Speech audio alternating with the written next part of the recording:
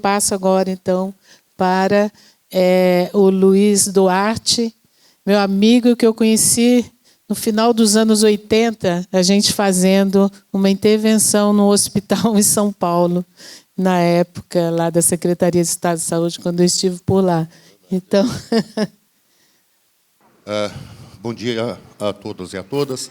É um grande prazer estar com vocês. Eu agradeço de coração o convite formulado pelo Conascens, através da Fernandinha, uma grande amiga. Eu queria só colocar, eu fui procurador do Estado de São Paulo por 35 anos, os últimos 22 trabalhando exclusivamente com saúde pública. Eu estou viciado num olhar um pouco mais crítico do que os meus colegas que me antecederam têm a respeito da atuação do Supremo Tribunal Federal e, notadamente, em relação ao tema 793. Então, por favor, não tomem a minha manifestação como contraponto a nada, mas só da resignação de um velho advogado, hoje particular e ex-público, né? Esse é o tema 793. Obrigado. Eu tenho uma leitura crítica dele. E a primeira é uma dúvida meio existencial.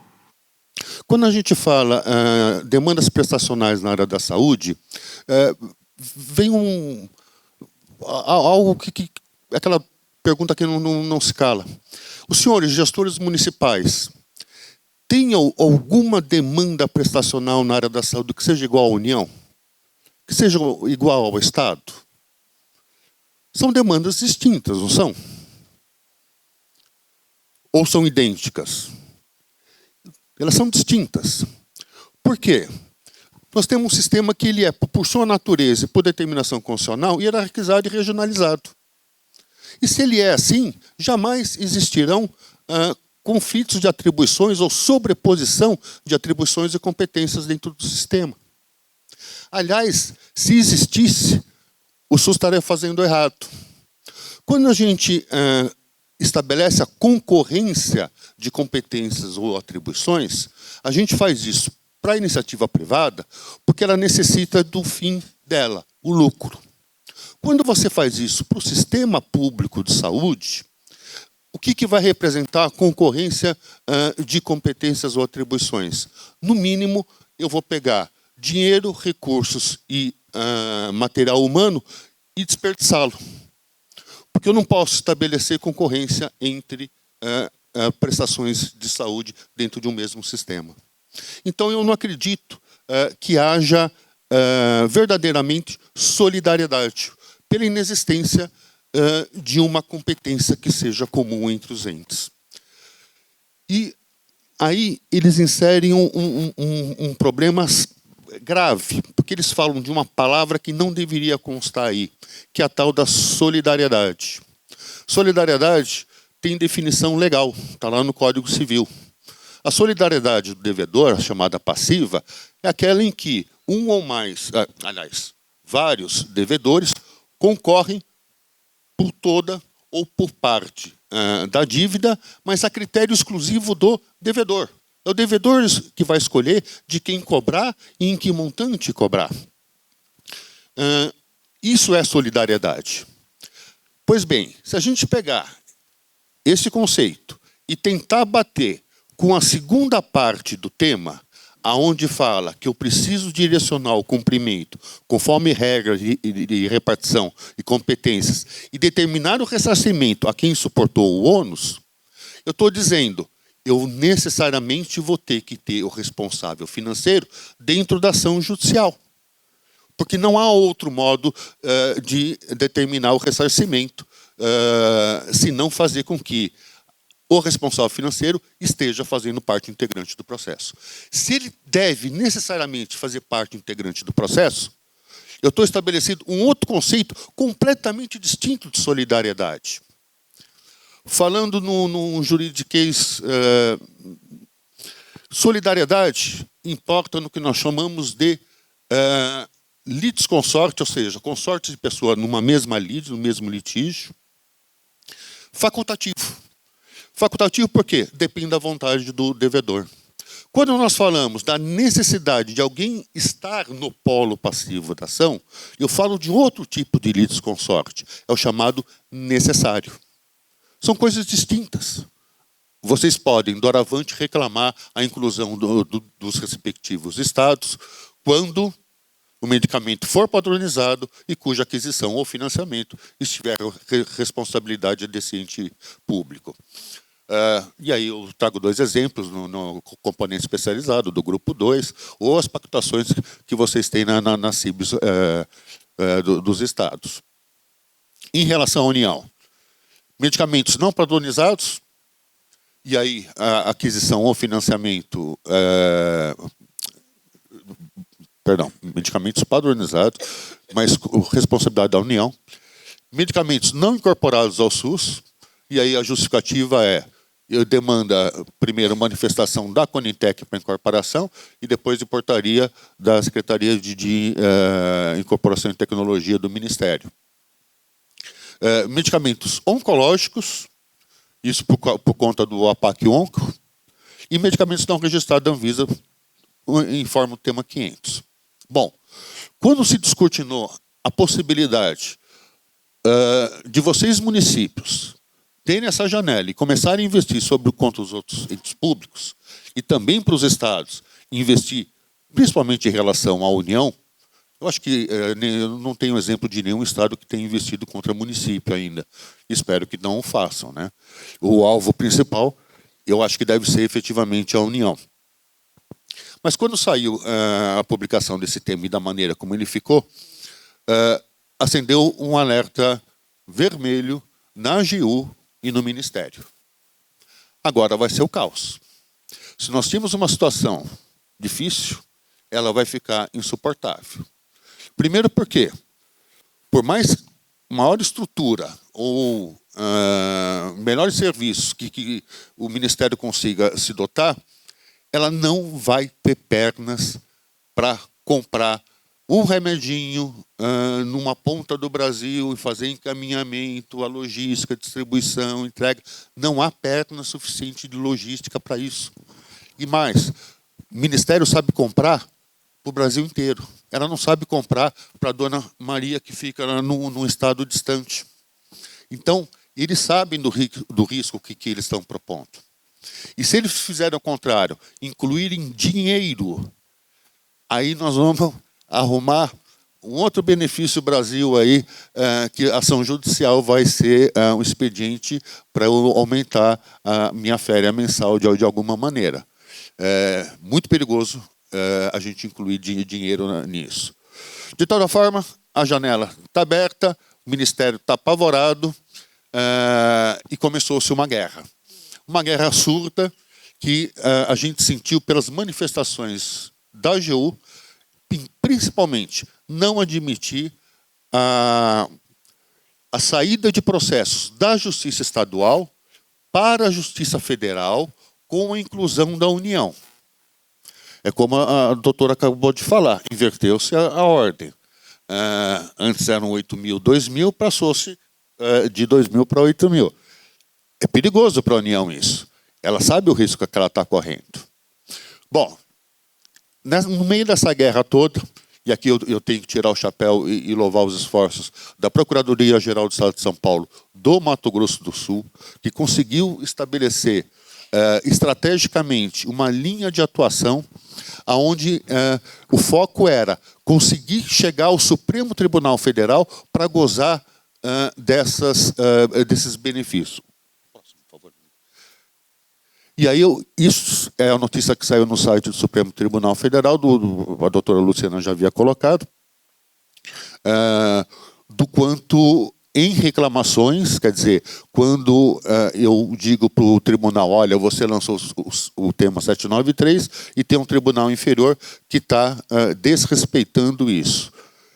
Essas reclamações foram acolhidas e textualmente, em negrito, isso é cópia do site, tá?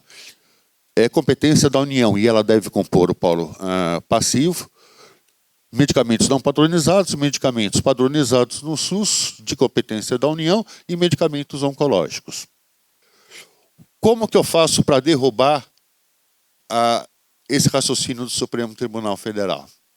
E aí eu queria conhecer a estrategista ou estrategista que bolou isso, porque deve ser da AGU, do Ministério, não sei, porque eu queria apertar a mão dele. Foi fantástico. Ele não vai nunca questionar ou bater na solidariedade ou na competência. Ele vai investir por uma linha transversa. Próximo, por favor. O Supremo Tribunal Federal tem uma súmula e enunciados alguns antigos que são dignos de nota. O primeiro, que compete à Justiça Federal decidir sobre a existência de interesse jurídico que justifica a presença do processo da União sobre autarquias e empresas públicas. Isso desde 96. Tá? Isso é decisão firmada em súmula. Enunciado 254. A decisão do juiz federal que exclui da relação processual o ente federal não pode ser reexaminado no juiz estadual. O que quer dizer? Na verdade, teria até uma terceira, mas essas duas dão bem a noção do que o Supremo quis, o Superior Tribunal de Justiça quis deixar claro. Quem decide o que corre na Justiça Federal é o juiz federal. Não é o juiz estadual. Então, não cabe ao juiz estadual ficar mandando processo para a federal dizendo que eu estou mandando porque a União deveria compor o polo passivo. Quem decide isso é o juiz federal. Veja que ninguém está falando de solidariedade, ninguém está falando de prestação de saúde, não está falando nada. Tá? Por conta dessas súmulas... Aí o próximo, por gentileza. A primeira sessão do STJ, ele instaurou o que ele chama de incidente de assunção de competência. Medida rara, mas que a gente pode grosseiramente explicar da seguinte maneira. Imagine chegar na mão de um jogador, de um membro de tribunal, integrante de turma ou Câmara, uma mega ação, blockbuster, aquela que tem um impacto social gigantesco. Ela fala, não, isso aqui vai dar confusão se for julgada só entre os 2, 3 aqui que compõem a minha turma ou a minha Câmara. O que eu faço? Eu instauro esse incidente de assunção de competência e elevo o processo para um grau jurisdicional maior, dentro do mesmo tribunal. É como se no Supremo tivesse uma blockbuster correndo numa turma e o ministro fala, não, isso aqui é grande demais, vamos elevar para o plenário decidir. Porque o plenário vai ser o órgão competente. Só que o que for decidido aí vale para toda a magistratura que estiver subordinada a esse tribunal. E olha que bacana a questão que eles estão propondo. Tratando-se de medicamento não incluído nas políticas públicas, mas devidamente registrado na Anvisa, analisar se compete ao autor a faculdade de eleger contra quem se pretende demandar, em face da responsabilidade solidária dos entes federados na prestação de saúde. Primeiro ele já coloca a questão e dá a resposta, né? E, em consequência, examinar, aí, olha a pegada, se é indevida a inclusão da União no polo passivo da demanda, seja por ato de ofício, seja por intimação da parte para emendar a inicial, sem prévia consulta à Justiça Federal. Então, veja, qual é o resultado final?